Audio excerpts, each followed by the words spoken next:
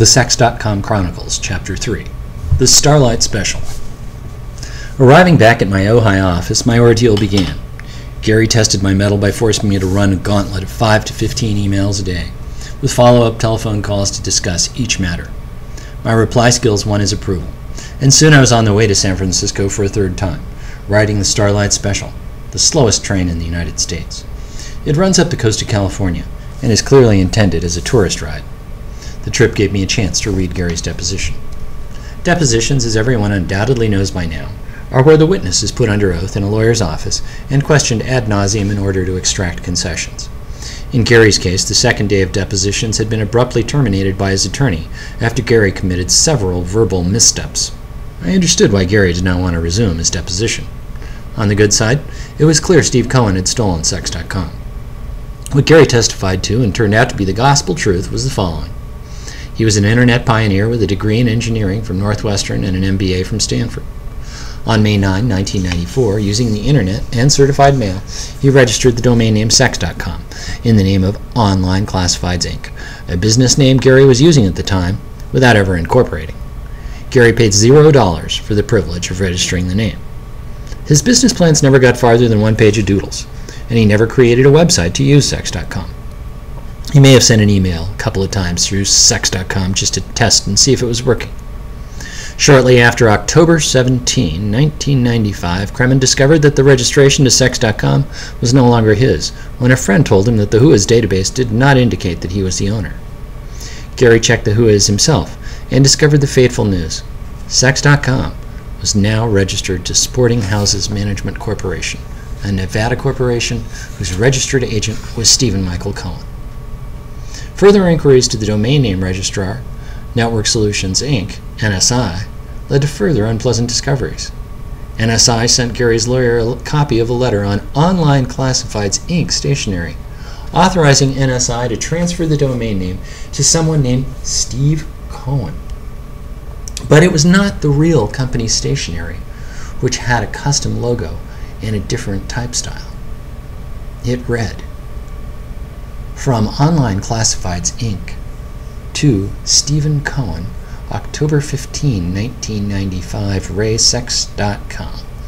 Dear Mr. Cohen, per our numerous conversations, we understand that you have been using Sex.com on your French Connections BBS since 1979, and now you want to use Sex.com as a domain name on the Internet.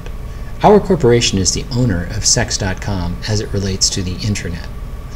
At one time, we employed Gary Kremen, who was hired for the express purpose of setting up our system. We allowed Mr. Kremen to be our administrative and technical contact with the Internet because of his vast experience with computers and their connections to the Internet. Subsequently, we were forced to dismiss Mr. Kremen. At no time was Mr. Kremen ever a stockholder, officer, nor a director of our corporation, and as such, Mr. Kremen has no rights, titles, or interests in our domain name. Further, the Internet shows that Sex.com is listed in our corporation and not in Mr. Kremen's personal name. In fact, Mr. Kremen is the president of a different and unrelated corporation called Electric Classifieds, which is located at 340 Brandon Street in San Francisco, California. Further, Mr. Kremen's corporation owns Match.com, which is listed with the Internet registration.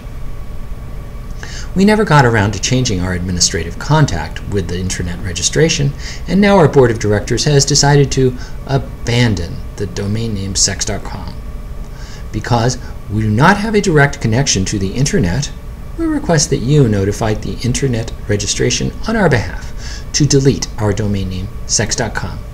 Further, we have no objections to your use of the domain name Sex.com, and this letter shall serve as your authorization to the Internet registration to transfer Sex.com to your corporation. Sincerely, Sharon Dimmick, President. Strangest of all, the letter signed by Sharon Dimmick, President of Online Classifieds, Inc., one of Gary's former roommates who had never been employed by Online Classifieds, Inc. in any capacity. Her name was misspelled. She spelled it S-H-A-R-Y-N. On the letter, it was spelled S-H-A-R-O-N. riding in the Starlight Express, which is so named because you coast into San Francisco at about 25 miles an hour, sipping on the sun setting over the ocean waves as the hours drift away. I felt optimistic, but I also felt a twinge of fear. Assuming Gary's story to be true, Cohen was one of the most brazen people in the world. He was a forger, a liar, and as Gary had repeatedly emphasized to me, a convicted federal felon with a degree in bankruptcy fraud and attorney impersonation. I had already seen Bob Dorban's paperwork, and it was formidable. I had a fight on my hands, and not with any ordinary foe.